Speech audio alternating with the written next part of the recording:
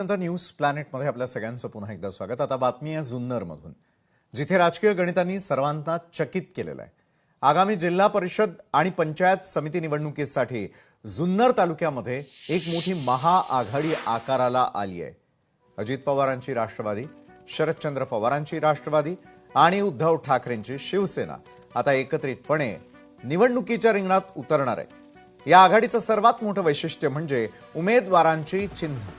मिळालेल्या माहितीनुसार दोन्ही राष्ट्रवादी काँग्रेसचे उमेदवार हे घड्याळ या चिन्हावरती निवडणूक लढवणार आहेत। जुन्नरचा बालेकिल्ला काबीज करण्यासाठी या तिन्ही शक्तींनी एकत्र येण्याचा निर्णय घेतल्यानं ही निवडणूक आता अत्यंत चुरशीची होणार आहे। एकाच व्यासपीठावर दोन्ही राष्ट्रवादीचे कार्यकर्ते आणि शिवसैनिक एकत्र काम करताना दिसणार आहेत।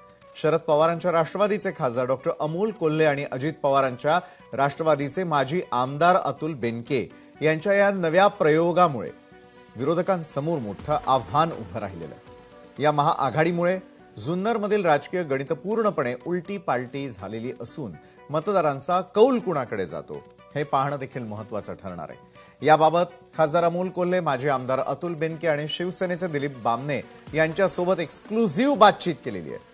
आमचे प्रतिनिधी साई दीप ढोबळे यांनी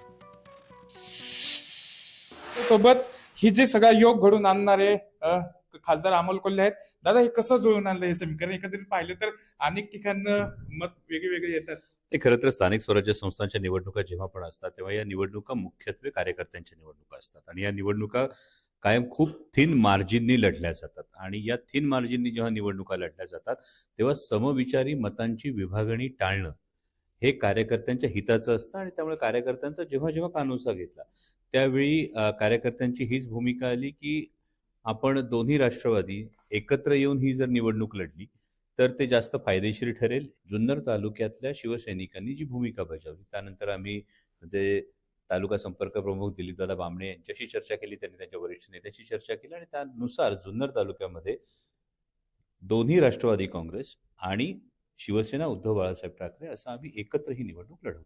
कन्फ्युजन टाळण्याच्या दृष्टिकोनातून आम्ही हा निर्णय घेतला की राष्ट्रवादी काँग्रेसचे जे कार्यकर्ते आहेत हे घड्याळ या एकाच चिन्हावर निवडणूक लढवतील आणि शिवसेना उद्धव बाळासाहेब ठाकरे पक्षाचे कार्यकर्ते हे मशाल या एकाच चिन्हावर लढवतील। त्यांना असं सांगितलं की माझा पराभवाचं मला एवढं वाईट वाटत नाही, पण साहेबांना दादा वेगळे आहेत त्याचं खूप वाईट वाटतं। ते एकत्र आले तर त्याचा मनाचा आनंद खूप राहील, म्हणून आज मला खूप आनंद वाटतोय आणि मलाच नाही तर जुन्नर तालुक्यातल्या प्रत्येक राष्ट्रवादी प्रेमीला आनंद आहे।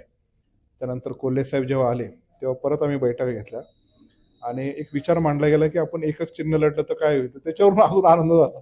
आमच्याबरोबर पहिल्यांदा जो पक्ष आहे आमचा महाविकास आघाडीचा, शरदचंद्रजी पवार, त्याच्याबरोबर कोल्हे साहेब आहेत, या सगळ्यांच्यामुळे आमच्या वरिष्ठांशी आम्ही जेव्हा बोललो त्यावेळेला घड्याळाबरोबर जायचा निर्णय एकत्रित घेतला गेला आणि त्यामुळे आम्ही आहोत। आणि जसं अतुल शेठ बोलले किंवा कोल्हे साहेब बोलले त्याप्रमाणे आम्ही इथे चांगल्या प्रकारे लढत देऊ। साई दीप ढोबळे, लोकशाही न्यूज, जुन्नर, पुणे। तर यंदाच्या महापालिका निवडणुकांमध्ये देखील राष्ट्रवादीने एक वेगळा प्रयोग करण्याचा निर्णय घेतलेला होता। एरवी महायुतीमध्ये केवळ अजितदादा पवार हेच सत्ताधाऱ्यांबरोबर आहे, तर विरोधकांच्या महाविकास आघाडीमध्ये आहे शरदचंद्र पवारांची राष्ट्रवादी काँग्रेस। मात्र यंदा आपला पुण्यातला बालेकिल्ला वाचवण्यासाठी म्हणजेच पुणे महापालिका निवडणूक आपल्या खात्यात जमावावी यासाठी दोन्ही राष्ट्रवादीनं एकत्र येत आपले उमेदवार उभे करण्याचा आणि राष्ट्रवादीचा हा वेगळा प्रयोग देखील त्या ठिकाणी पार पडला होता, जो पूर्णपणे यशस्वी नसल्याचं दिसून आलं। मात्र यंदाच्या जुन्नरमध्ये तरी देखील दोन्ही राष्ट्रवादी एकत्र येत घड्याळ या चिन्हावरती दोन्ही उमेदवार लढतील। यामध्ये तरी ते आता करिश्मा दाखवू शकणार का, यावर आपल्याला सगळ्यांना अवलंबून राहावं लागणार आहे। काही काळ वाट पाहावी लागणार आहे। वळूयात पुढे। जगातील सर्वात